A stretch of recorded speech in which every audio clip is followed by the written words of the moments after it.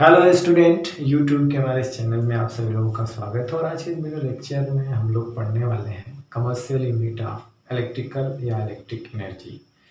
तो आज हम लोग देखेंगे कि इलेक्ट्रिक एनर्जी की कमर्शियल यूनिट क्या है, किसको हम लोग उसकी कमर्शियल यूनिट कहते हैं। और इसके पहले तो हम लोग यही जानते थे कि जो एनर्जी या वर्क डन जो होता है उसकी जो यूनिट होती है वो जूल होती है। क्या होती है? जूल।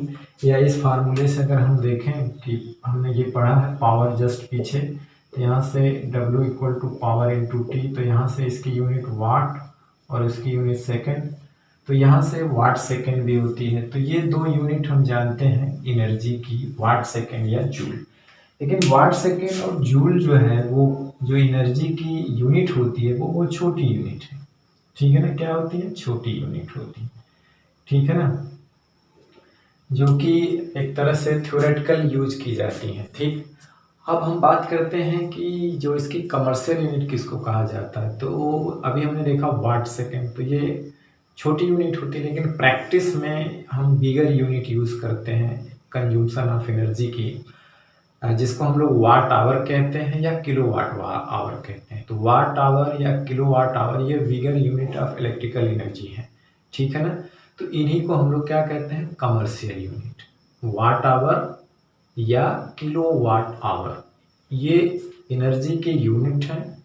अगर इनके साथ आवर नहीं लगा है या सेकंड नहीं लगा, केवल वाट और किलो वाट है, ये तो पावर की यूनिट होगी।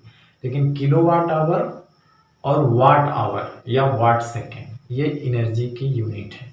तो जिसमें वाट सेकंड जो होता है वो छोटी यूनिट है। बड़ी यूनिट, बिगर यूनिट कौन होती हैं? वाट आवर हो जाएंगे और किलो वाट आवर हो जाएंगे। मतलब कि पावर जो है वो किलो वाट में हो और टाइम जो घंटे में, आवर में हो। ठीक है ना? या पावर वाट में हो, टाइम घंटे में हो। ठीक है ना? आवर्स में हो, घंटे में हो। तो ये बिगर यूनिट ऑफ एनर्जी होती है। इन्हीं को हम लोग क्या कहते हैं? Commercial unit. क्या कहते हैं? Commercial unit. तो जो हमारे घरों में जो बिजली आती है, तो जो बिजली खर्च होती है हमारे उपकरणों में, तो उसको एक मीटर द्वारा मापा जाता है। तो जो मीटर मापता है बिजली को वो किलोवाट आवर में मापता है। किस में मापता है? किलोवाट आवर में मापता है। और किलोवाट आवर के रूप में ही हम बिजली का बिल पे करते हैं। जो हमारा मीटर घरों के बाहर लगा होता है वो बिजली की एनर्जी कंजम्पशन यानी पावर कंजम्पशन होता है, एनर्जी कंजम्पशन होता है, उसको किलोवाट आवर में मापता है। और हम बिजली पे जो करते हैं वो किलोवाट आवर में करते हैं, जिसको हम लोग यूनिट भी कहते हैं। ज़्यादातर आप भाषा में ये सुनते होंगे कि इतनी यूनिट बिजली खर्च हुई। ठीक है ना? इतनी यूनिट बिजली हमारे घर में खर्च होती है, हमारे घर में इतनी यूनिट बिजली खर्च हुई, उसका बिल इतना आया। ठीक है ना? और जो बिजली का बिल भी दिया जाता है वो यूनिट के रूप में दिया जाता है कि एक यूनिट का 4 रुपया 3 रुपया होता है। तो जैसे मान लीजिए घर में 300 यूनिट बिजली खर्च हुई, तो 300 गुणे, अगर पर यूनिट 4 है तो 4 से गुणा कर देंगे, है ना? ठीक है ना? तो 300 गुणे 4 यानी 1200 रुपये आएगा। तो यूनिट कहें या किलोवाट आवर कहें, या उसी को हम लोग कहते हैं बोर्ड, ये बोर्ड ऑफ ट्रेड यूनिट भी कहा जाता है। उसी को बोर्ड ऑफ ट्रेड यूनिट यानी BOTU। तो आप 3 नाम से उसको जानते हैं, एक किलोवाट आवर, दूसरा यूनिट, या एक नाम होता है board of trade unit BOTU। तो ये 3 नाम, तो जिसमें ज़्यादा चर्चित होता है यूनिट, किलोवाट आवर या यूनिट। तो ये कमर्शियल यूनिट है। कमर्शियल इसलिए कहा जाता है क्योंकि जो बिजली का बिल हम पे करते हैं किलोवाट आवर के हिसाब से करते हैं, जिसको हम लोग यूनिट कहते हैं। ठीक है? तो हमारी हेडिंग क्या है? कमर्शियल यूनिट ऑफ इलेक्ट्रिक या इलेक्ट्रिकल एनर्जी। तो यहाँ पे लिखा हूँ वाट आवर, ये डबल टी है यहाँ पे, वाट आवर, या इसको शॉर्ट में WH कहते हैं, एंड किलोवाट आवर यानी KWH are called commercial unit of electric या इलेक्ट्रिकल एनर्जी। ठीक है ना? Kilowatt hour is also known as board of trade unit or unit. ठीक है ना? तो किलोवाट आवर को हम 2 नाम से और जानते हैं, एक बोर्ड ऑफ ट्रेड यूनिट या दूसरा यूनिट। ज्यादा चर्चित कौन है? यूनिट। हम आम भाषा में यही जानते हैं यूनिट की हमारी बिजली की जो बिल आती है यूनिटों के हिसाब से आती है कि हमारे घर में बिजली कितनी खर्च हुई, तो लोग बोलते हैं इतनी यूनिट खर्च हुई, 200 300 250 यूनिट खर्च हुई। तो यूनिट का मतलब किलोवाट आवर्स, एक यूनिट का मतलब 1 किलोवाट आवर्स, ठीक है ना। तो watt hours and kilowatt hours are defined as follows. अब इसको डिफाइन कैसे करते हैं? डिफाइन का मतलब है कि वाट आवर और किलोवाट आवर का मतलब क्या होता है, ठीक है ना।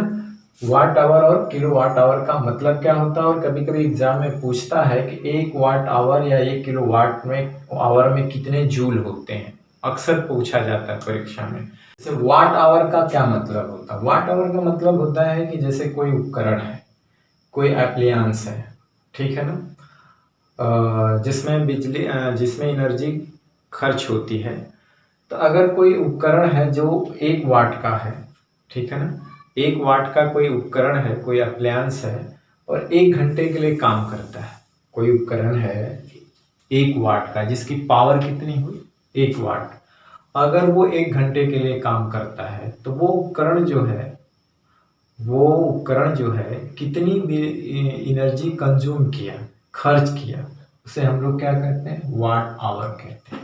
क्या कहते हैं? Watt hour. तो वही चीज लिखा है कि 1 watt hour is the electrical energy consumed by an electrical appliances, ठीक है ना। कोई इलेक्ट्रिकल अप्लायंस है जिसकी पावर क्या है? 1 वाट। आप power 1 watt when it is used for 1 hour. कोई इलेक्ट्रिकल अप्लायंस है जिसकी पावर 1 वाट हो और 1 घंटे के लिए यूज किया जाए, तो इस अप्लायंस द्वारा जो एनर्जी खर्च होती है उसी को कहते हैं 1 वाट आवर। आप यहाँ 1 लिखे ना लिखे, लेकिन यहाँ 1 रहता है, ठीक है ना। तो 1 watt hour is the electrical energy consumed by an electrical appliance of power 1 watt when it is used for 1 hours, ठीक है ना। अब 1 वाट आवर में जूल कितने होते हैं? तो यहाँ पे लिखिए 1 वाट आवर मतलब 1 वाट गुणे 1 आवर। वाट को हम लोग लिख सकते हैं जूल पर सेकेंड। 1 घंटे में कितने सेकेंड होते हैं? 60 × 60। पहले 60 से गुणा करेंगे, मिनट में बदलेगा, फिर 60 से गुणा करेंगे सेकेंड, सेकेंड कट गया। अब फिर इसका आपस में मल्टीप्लाई करेंगे तो इतना जूल या इतना ये सॉरी क्या कहते हैं, ये इतना जूल 10⁻³ या इसको इतना किलो जूल कहते हैं। 3600 जूल या 3.6 × 10⁻³ जूल या इसी को किलो जूल कहते हैं, ठीक है। अब किलोवाट आवर का मतलब क्या है? सेम डेफिनेशन वही है, वाट की जगह किलो लग गया। तो कहेंगे कि 1 kilowatt hour is the electrical energy consumed by an electrical appliance, यानी कि 1 kilowatt hour is the electrical energy consumed by an electrical appliance of power 1 kilowatt when it is used for 1 hours। यानी कहने का मतलब है कि कोई electrical appliance है जिसकी पावर है 1 किलोवाट और 1 घंटे के लिए यूज किया जाता है, चलाया जाता है, तो उसके द्वारा जो एनर्जी कंज्यूम्ड होती है, यानी कि जो एनर्जी खर्च होती है, वो कहलाती है 1 kilowatt hour. 1 kilowatt hour. 1 kilowatt hour का मतलब यह हुआ कि कोई ऐसा उपकरण है इसकी पावर 1 किलोवाट यानी 1000 वाट हो और वो 1 घंटे तक हम चलाएं, तो उसके द्वारा जो बिजली खर्च होती है वो 1 किलोवाट या उसी को हम लोग कहते हैं 1 यूनिट होती है। कितनी होती है? 1 यूनिट होती है, ठीक। अब देखते हैं कि 1 किलोवाट आवर में कितने जूल होते हैं। तो 1 किलोवाट आवर को हम क्या लिखेंगे? 1 किलोवाट 1 आवर्स। 1 किलोवाट में कितने वाट होंगे? 1000 वाट। और 1 घंटे में कितने सेकेंड होंगे? तो 60 × 6 यानी 3600 सेकेंड होंगे। सेकेंड कट गया, इसके आपस में मल्टीप्लाई करेंगे तो ये 3.6 10⁻6 जूल या 10⁻6 को मेगा कहते हैं, या 3.6 मेगा जूल, ठीक है ना। 1 मेगा जूल में कितने जूल होते हैं? 10⁻6 जूल, ठीक। तो इस तरह से कभी कभी पूछता है कि बताइए 1 किलोवाट आवर में कितने जूल, तब इतना बताएंगे। पूछेगा कितना मेगा जूल, तब इतना बताएंगे। उसी तरह पूछेगा 1 वाट आवर में कितने जूल, तो इतना, या इतना, कितने किलो जूल, तो इतना, ठीक है। तो ये थी वाट आवर या किलोवाट आवर के डिफिनेशन, कैसे इसको डिफाइन कर जाते हैं। और ये दोनों है commercial unit of electrical energy जो बड़े पैमाने पे यूज होती है। मतलब है कि इस फॉर्म में हम बिजली का बिल पे करते हैं, ठीक है ना। अब हम तो ये जान लिए कि 1 किलोवाट आवर को ही यूनिट कहा जाता है। अगर हमें कैलकुलेशन करना है, बिजली का बिल कैलकुलेट करना है, अगर हमें दिया हो, हमारे घरों में जो उपकरण लगे हों सबका वाट पता हो, पावर पता, और ये भी पता हो कि वो कितने घंटे तक चल रहे हैं, तो हम बिजली का बिल यानी यूनिटों की संख्या, नंबर ऑफ यूनिट्स कैसे कैलकुलेट करेंगे उसके बारे में जान लेते हैं। ठीक है, चलिए जानते हैं कि वी नो दैट कि इलेक्ट्रिक एनर्जी, अभी आपने पीछे पढ़ा इलेक्ट्रिक एनर्जी का फार्मूला, ये वी आई टी या आई स्क्वायर आर टी या V square upon R into T. तो V I T electric energy, ठीक है ना, ये जूल में होती है। ठीक है, अगर हम वी को वोल्ट में ले, आई को एम्पियर में, टी को घंटे में ले ले, आवर्स में, ठीक है ना, तब इलेक्ट्रिक एनर्जी को हम क्या लिखेंगे, वाट आवर में ये लिखेंगे। तो 1 वाट आवर का मतलब 1 volt into 1 ampere into 1 hour. ये वोल्ट में हो गया, एम्पियर ये घंटे में हो गया, इसी को तो वाट कहते हैं, 1 आवर। तो 1 वाट आवर मतलब वोल्ट एम्पियर इंटू 1 आवर, या 1 वाट आवर। अब देखिए वोल्ट एम्पियर को हम लोग क्या कहते हैं, वाट, और ये 1 आवर। अब देखिए इसे हम किलोवाट में, जैसे वाट को अगर हम कहें किलोवाट में बदलिए तो क्या करेंगे, किलोवाट में बदलने के लिए 1000 से भाग देंगे। ठीक है ना, जैसे हम कहेंगे कि मीटर को किलोमीटर में बदलिए, तो मीटर को किलोमीटर में बदलने के लिए कितने से भाग दोगे, आप 1000 से भाग दोगे। ठीक है ना, ग्राम को कहो किलोग्राम में बदलिए, कितने से डिवाइड करोगे, 1000 से, 1000 से डिवाइड करोगे ना भाई। ग्राम को किलोग्राम बदलना है तो 1000 से भाग दोगे, मीटर को किलोमीटर में बदलना है तो 1000 से भाग दोगे। उसी तरह वाट को अगर हमें किलोवाट बनाना है तो कितने से भाग दोगे, 1000 से। तो जब आप 1000 से भाग दोगे तो ये पूरी चीज़ क्या क्या बन गई, ये पूरी चीज़ बन गई किलोवाट इंटू 1 आवर। तो किलोवाट आवर मतलब ये, किलोवाट आवर मतलब ये, तो इसी को हम लोग क्या कहते हैं, यूनिट। इसी को हम लोग क्या कहते हैं, यूनिट। यूनिट मतलब क्या हुआ, यूनिट मतलब हुआ वाट इंटू आवर अपॉन 1000, ये यूनिट हुआ, या इसी को हम लोग कहते हैं नंबर ऑफ यूनिट्स। ठीक है ना, तो यूनिट के फॉर्म में हम बिजली का बिल इस फॉर्म में कैलकुलेट करते हैं, और इसी को हम लोग कहते हैं 1 किलोवाट आवर। क्या कहते हैं, 1 किलोवाट आवर। ठीक है ना, तो इसी को हम लोग कहते हैं 1 किलोवाट आवर। अब देखिए कॉस्ट ऑफ इलेक्ट्रिसिटी अगर हमें निकालना है, तो अगर बिजली 1 किलोवाट आवर खर्च हो रही है तो इसका मतलब 1 यूनिट खर्च हो रही है। तो अगर बिजली का बिल यूनिट में आता है, अगर 4 रुपये है 1 यूनिट का, तो 1 यूनिट खर्च हो रही है तो उसको हमें कितना पे करना होगा, 4 रुपये। 2 यूनिट खर्च हो रही है तो 8 रुपये। ठीक है ना, तो उस तरह से कॉस्ट ऑफ इलेक्ट्रिसिटी कैसे निकालते हैं, तो electrical energy in kilowatt hour. चलिए इसको मिटा देते हैं।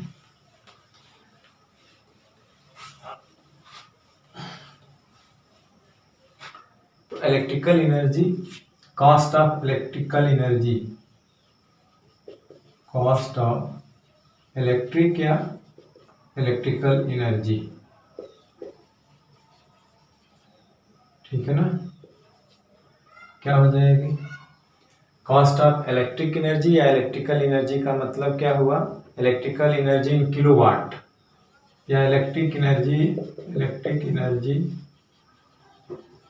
इन किलोवाट आवर बाई इंटू क्या होगा, into cost per kilo hour, cost per kilowatt hour. इसका मतलब क्या हुआ कि 1 किलोवाट आवर का हमको अगर मतलब रेट पता है कि 1 किलोवाट मतलब 1 यूनिट का हमें अगर बिजली का बिल पता है, तो हम इलेक्ट्रिकल एनर्जी या इलेक्ट्रिक एनर्जी को किलोवाट में निकाल करके उससे गुणा कर देंगे। इसको निकाल करके उसमें क्या कर देंगे, गुणा कर देंगे। सीधी बात है, जैसे कि ये मान लीजिए ये इसे भी हम कहते हैं यूनिट। ये क्या हुआ, कॉस्ट पर किलोवाट आवर का मतलब है 1 यूनिट का बिजली का बिल। तो जैसे हमें इसका मतलब ये हुआ कि जैसे हमारे घर में मान के चलो कि 300 यूनिट, या इसी को हम लोग कहते हैं किलोवाट आवर बिजली खर्च होती है। अगर ये हमें पता है कि 1 यूनिट का कॉस्ट जो है वो कितना है, मान के चलिए 4 रुपीज़ है।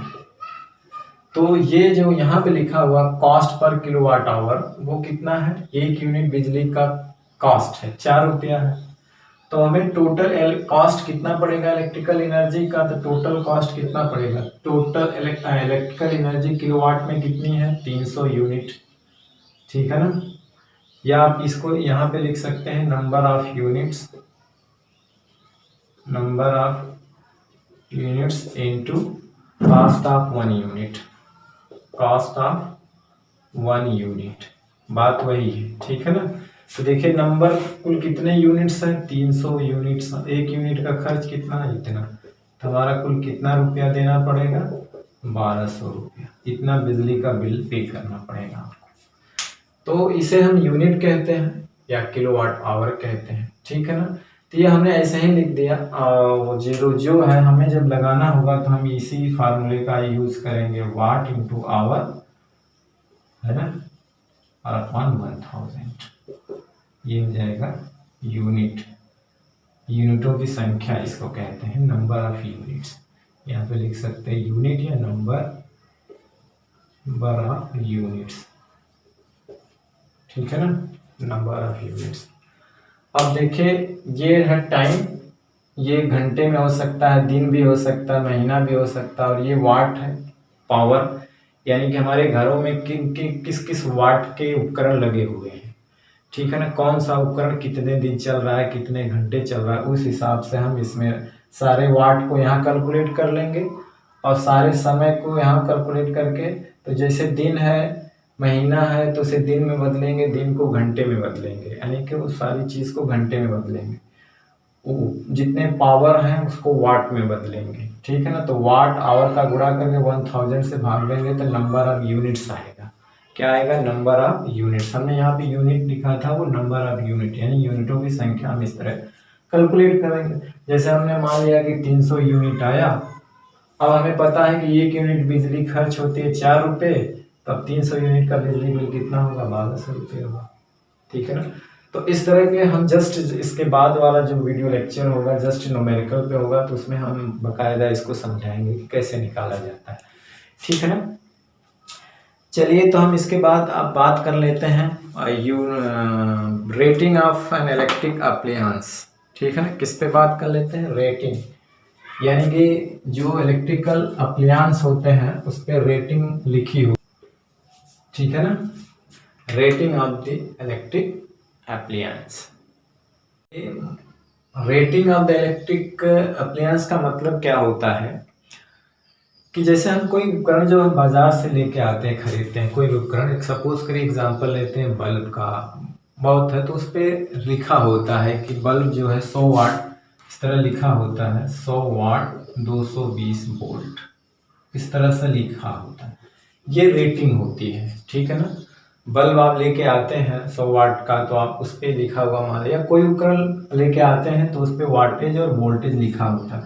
इसका मतलब ये है कि जब उस उपकरण को 220 वोल्ट पे अप्लाई करते हैं तो उपकरण क्या करता है कि 100 वाट की बिजली खर्च करता है। मतलब कि उसकी जो पावर होती है 100 वाट, मतलब क्या हुआ, 100 वाट का मतलब होता है कि 100 जूल पर सेकेंड।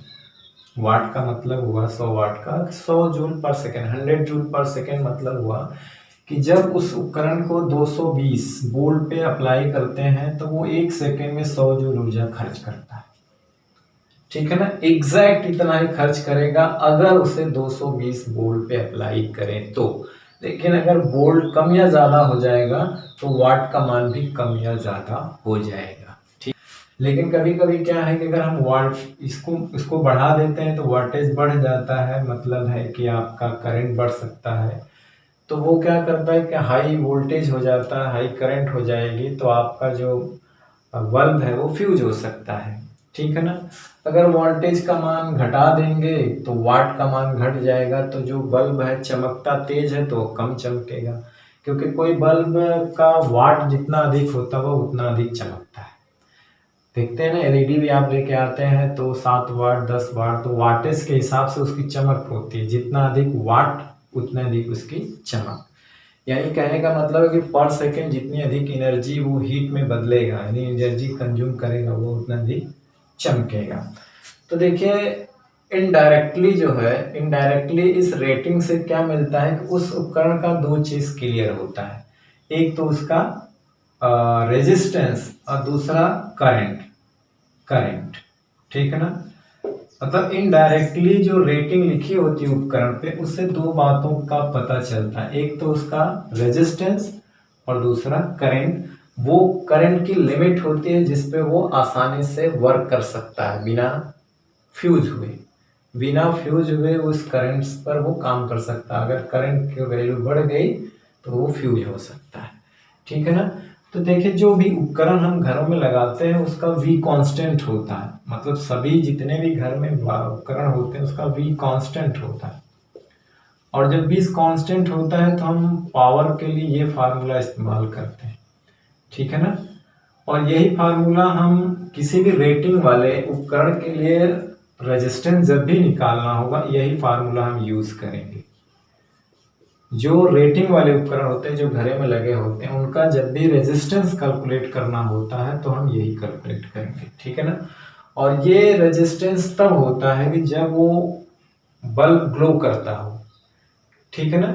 ये रेजिस्टेंस जब आएगा यहाँ पे जो कैलकुलेशन करने के बाद आएगा वो वैल्यू आएगी रेजिस्टेंस की तब की जब बल्ब ग्लो कर रहा होगा, क्योंकि जब उसे 220 वोल्ट पे और उसकी पावर 100 वाट होगी जब अप्लाई करेंगे तो जब ग्लो के कंडीशन में ये उसका रेजिस्टेंस होगा। जब वो ग्लो नहीं करता, कोल्ड होता है, ठंडा होता है, तो उसका रेजिस्टेंस बहुत कम होता है। तो दो अलग अलग बातें हैं। ये वाला जो फार्मूला से रेजिस्टेंस आएगा वो तब वाला रेजिस्टेंस होगा जब वो ग्लो करेगा। जब लेकिन एक्चुअल में उसका रेजिस्टेंस कम होता है जब ग्लो नहीं करता, ठंडा होता है, ठीक है ना। क्यों? क्योंकि जब वो ग्लो करता है तो उसका टेम्परेचर बढ़ जाता है हीट प्रोड्यूस के वजह से, तो जाहिर सी बात है कि रेजिस्टेंस जो है वो टेम्परेचर के डायरेक्टली प्रोपोर्शनल होता है, तो इसलिए उसका रेजिस्टेंस बढ़ जाता है, ठीक। तो हमेशा याद रखिएगा कि जिस पे रेटिंग पावर लिखी होती है, वोल्टेज लिखा होता है, वोल्टेज लिखा होता है, उसका रेजिस्टेंस इससे निकालेंगे जो लगभग ग्लोइंग के कंडीशन में कांस्टेंट होता है, तो इनडायरेक्टली वो रेजिस्टेंस देता है। दूसरी करंट बता देगा कि करंट की वैल्यू लिमिट, मतलब करंट की लिमिट बताएगा कि उसमें कितनी करंट बहना चाहिए को बिना फ्यूज हुए चल सकता है। तो यहाँ से आप ये वाला फार्मूला जानते हैं वी आई, तो यहाँ से जब भी हमें करंट निकालना होगा तो ये यूज करेंगे।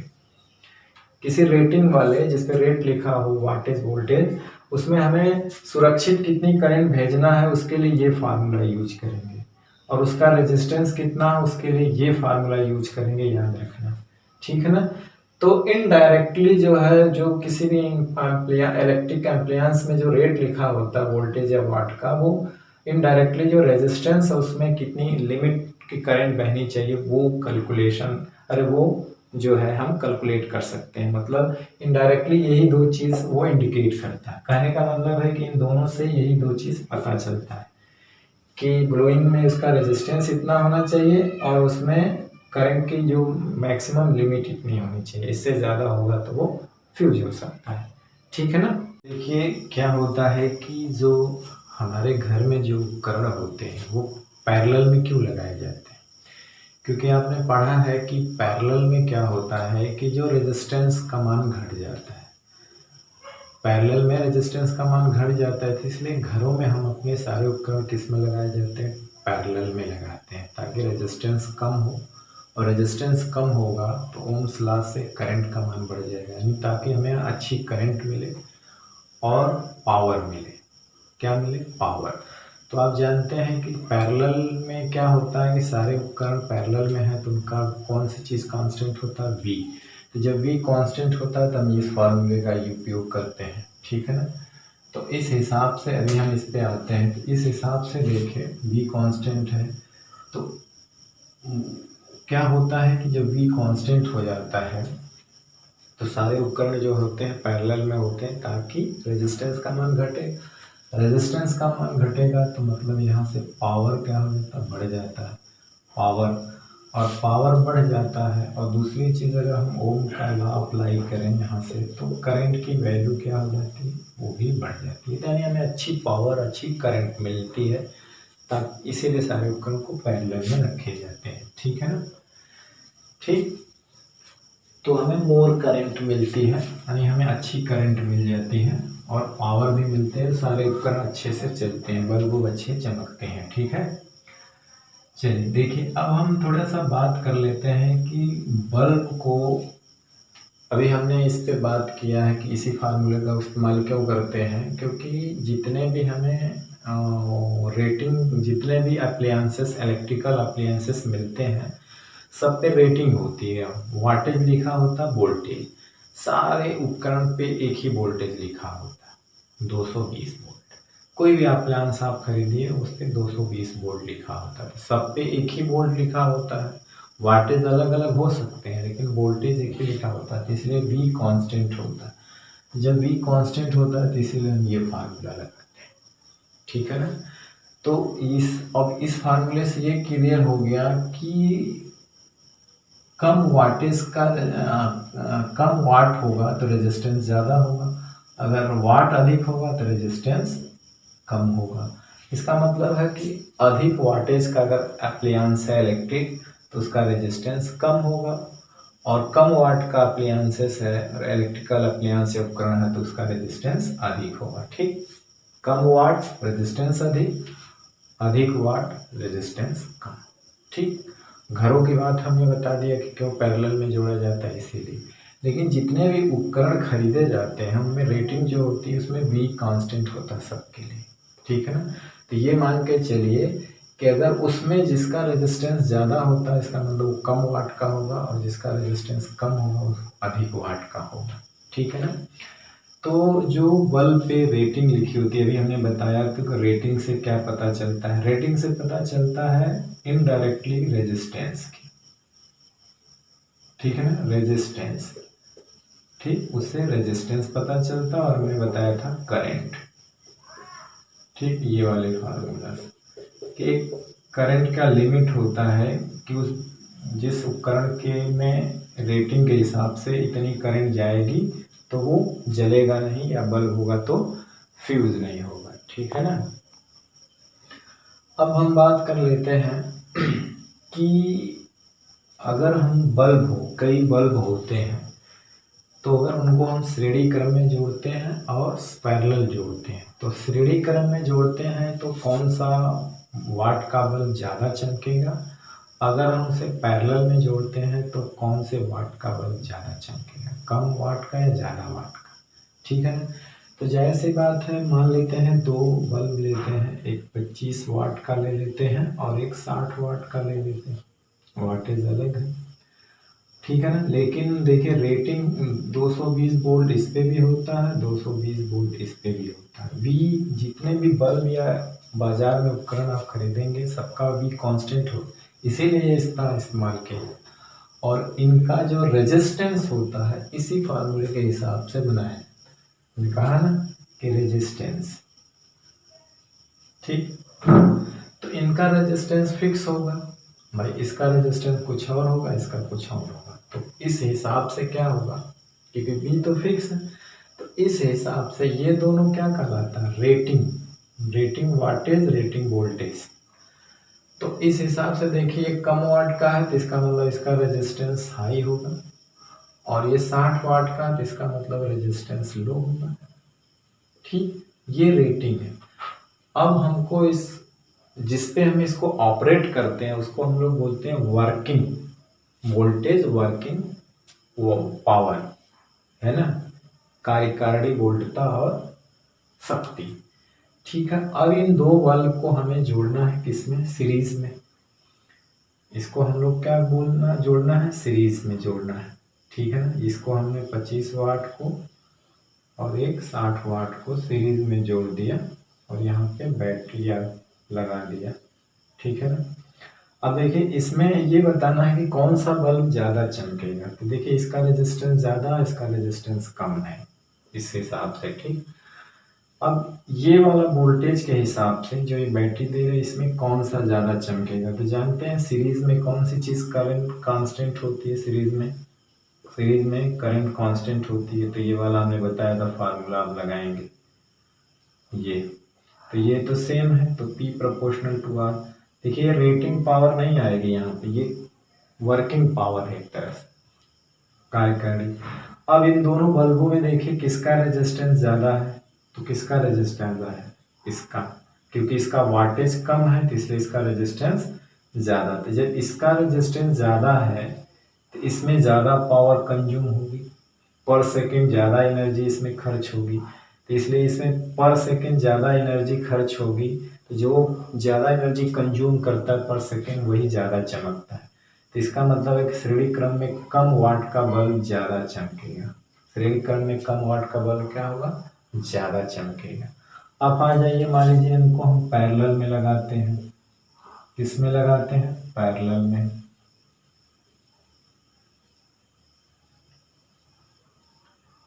ठीक है ना।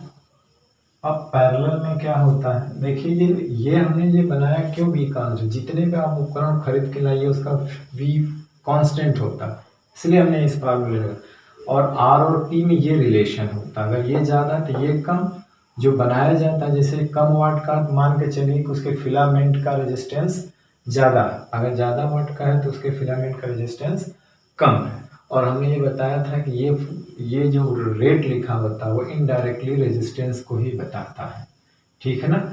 और हम ये जूम करके चलते हैं कि 220, 250 और 110 पर जो वाटेज रेजिस्टेंस की वैल्यू करीब करीब एज्यूम करते हैं कि वो कांस्टेंट रहती है, ठीक है, वो अलग बात है।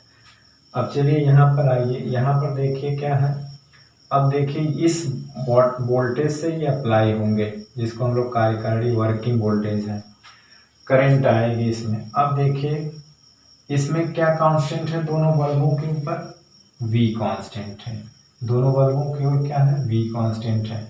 तो V जब कांस्टेंट होता है तो ये वाला फार्मूला हम लगाएंगे, ठीक है।